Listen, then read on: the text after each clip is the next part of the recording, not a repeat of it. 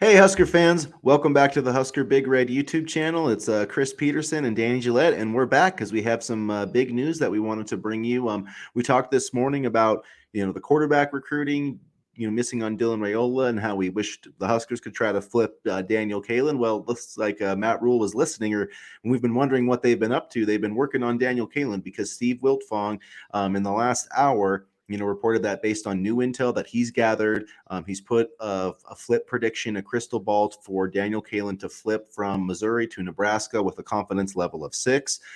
Wilt Fong ended up being right, in the Dylan Raiola recruitment. So, this is a really good sign for Nebraska. And what are your first thoughts, when you saw that news, Danny? I was shocked because I knew that they would maybe try to work on him a little bit and work on the recruitment. I didn't think something would come this soon, especially, since he relatively in the recruiting world committed recently to Missouri. He did so on March 13th.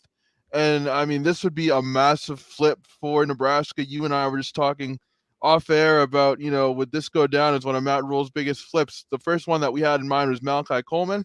And now Daniel Kaelin, given how we need a 24 quarterback and, his talent level, I think would be number 2 on the list of big flips. Definitely one of the biggest, recruiting victories I think of the Matt Rule era so far.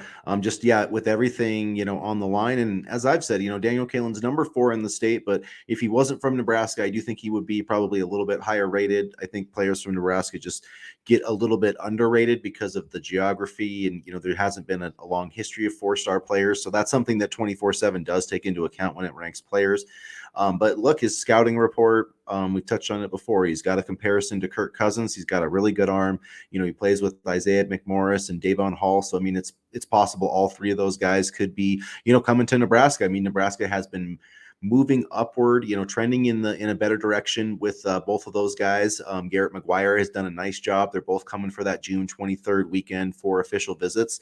And, I don't know if it was, them getting in Daniel Kaelin's ear a little bit, if it was, kind of a team effort, or if those, I have no idea if that, played a role, but it seems like Nebraska has been, doing some work in the background, and I think it's a huge opportunity. I am surprised because he seemed committed to Missouri, but you could always get the sense with, I interviewed him before, and I did get the sense that Nebraska was his preferred destination. So when they maybe called and gave him that opportunity, it was probably pretty difficult to pass up, or we'll see. But what do you think the timeline for this might be, or how this might kind of go down from here?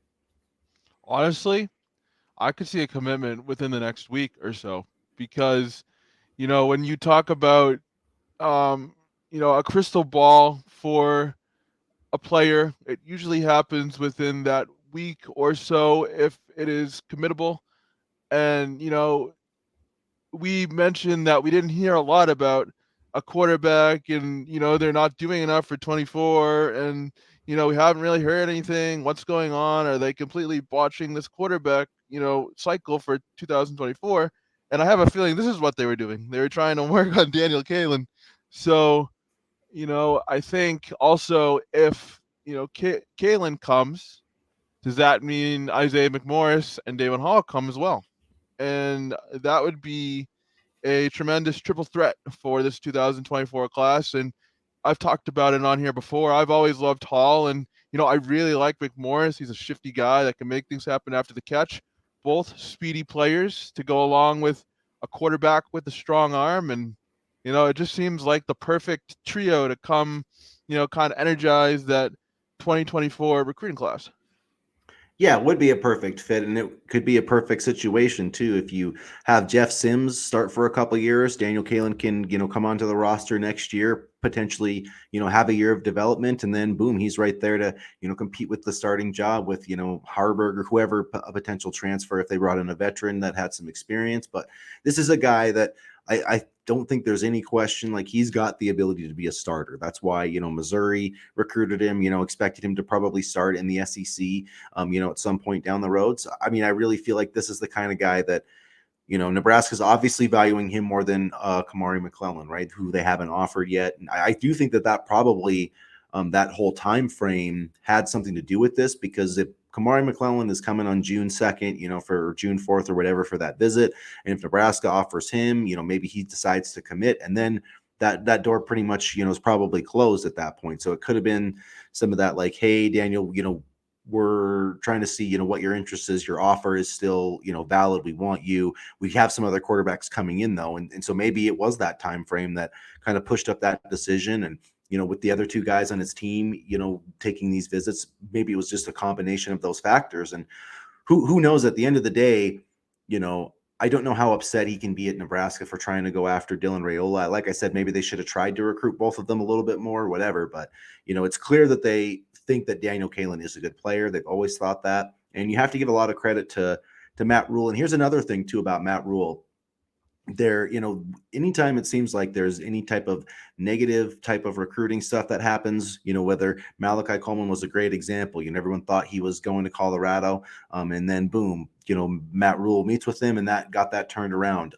There was some in-state, I can't remember, there were some in-state kids that committed, or, a couple, they missed on some of the guys that, visited in March or whatever, and then turned around, boom, landed Ashton Murphy. So it's like he understands that, while you don't necessarily get W's on the recruiting trail, like, you do need to win the day, and perception's reality. So he's done a really great job of flipping momentum when it needs to be flipped in recruiting.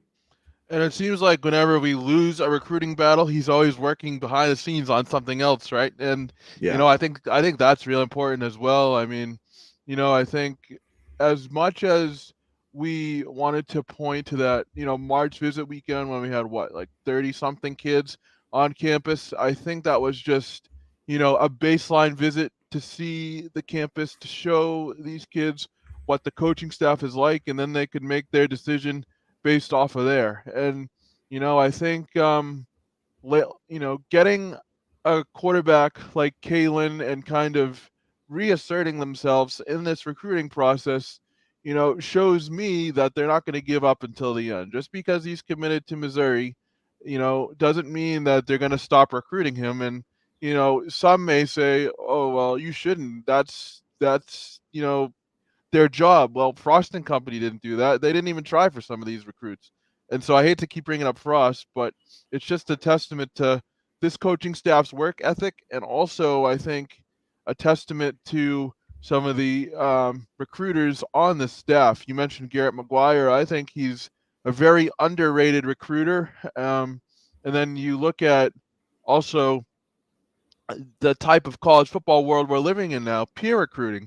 I can almost bet that, Hall and McMorris were talking to Kaelin, or have talked to Kaelin over the past couple months, and putting a bug in his ear about Nebraska and vice versa. So, I mean, in this day and age with NIL, social media, the ability to contact recruits and coaches at the click of a button or just one text message, the the fight's never really over until we see the guys on the field, and even then, if they don't like what their situation, they enter the transfer portal. So it truly is an ever-changing process throughout the course of the recruitment. Yeah, it's not like it was, 30 years ago or whatever. There's, tampering with everybody's tampering, and you have to recruit your own Even roster. And 5 years ago. yeah, yep, it's changed massively. But this was a really, if they can, finish this off, obviously, a crystal ball is not a commitment. I say that all the time, but Missouri did offer a new quarterback today. So that makes me think, they know something, or they have an idea at least, that Daniel Kaelin's talking to Nebraska. I don't know what the next step's going to be. I would guess he would maybe try to get on campus for a visit. Maybe he's already done enough of that. I know he took a visit, I believe, at some point in the winter, I believe, after Matt Rule was hired. But yeah, it would be, I could see him committing and then taking an official visit maybe on June 23rd with the other guys. There's a lot of different possibilities, but I would think that with Kamari McClellan coming in this week, I would think that Kaelin, if this is going to happen, it would happen quickly, and that visit may not even happen, if it goes the way I think it could go. But you never know with recruiting. A lot things could change, and we could be in an entirely different situation a few days from now. Honestly, for that, McClellan's coming in the first weekend in June, and Caleb Pyfrom is also going to be um, on campus for that first weekend in June. So that's a guy I'm watching as well. And so there could be some real good news coming up here for Nebraska over these next couple of days. I know we talked about it this morning, but it's just interesting to kind of see the ebbs and flows of recruiting. Last week we were talking about, there isn't a lot of momentum. I haven't heard anything about the quarterbacks. Now all of a sudden we've got potentially Daniel Kaelin, coming here. We got Caleb Pyfrom coming in. What is it, 2 weeks from now? And so it's just interesting how recruiting can change like that, which is why I say don't ever get too high or too low or too mad about a recruiting class, because it can change quickly. And I'll still hold to my opinion that there needs to be games on the field in order for recruiting to really take off, and wins, of course, to follow suit. But so far, this staff has shown that if this is what they do during the dead period with no games played, if we can get some wins under our belt, then recruiting can be even better. Yeah, people that criticize Matt Rule or said he wasn't a great recruiter, I don't see that. He's done a great job at Nebraska. Like I said, not everybody bats 1,000, but this is a huge rebound after losing Dylan Raiola. I think outside of getting Carter Nelson, which was still a big guy, I think this is the best possible commitment that you could have gotten for Nebraska. This is the best solution at quarterback. It's a long-term solution, so yeah, it would be Nothing just official yet, though. yeah, nothing official. So But just a step in the right direction, though. But it would be big, and at the very least, right now, we know that Nebraska's back in the game. So I think that was the big question everybody had. Is Daniel Kaelin said he was 110% committed to Missouri, and that's not the case. No, it's not. It's not signed on the dotted line. So we'll it see looks what nice. happens. It looks nice for the Twitter announcements and all that, but Yeah. the kid's not 100%. The kid's not 110% committed these days until he finishes his career and goes to the NFL or some other or some other form of football after college. But getting Kaelin would be a massive flip for this quarterback class for Nebraska, and also this recruiting class. And you know I know Kalen's big, but again, I'm looking at Hall and McMorris. Like maybe the recruitment of Dylan Raiola may have left a sour taste in Kalen's mouth. Well, now, you know, Kalen figures to be the one of the top quarterbacks in the picture. Maybe his mind has changed about Nebraska, and maybe that could lead him and his teammates to really kind of take another look at the Huskers. And I'm hoping we see some sort of commitment announcement soon or something, but this is a really good sign. It is a really good sign. So we just wanted to hop on and give you our quick reaction. So make sure that you guys, to make sure you not miss any of our content, hit the subscribe button, get into the comments, let us know what you think, hit the like button, and check out huskerbigred.com. We have constant updates there, and we'll be back for another episode early next week. So as always, guys, go Big Red. Go Big Red.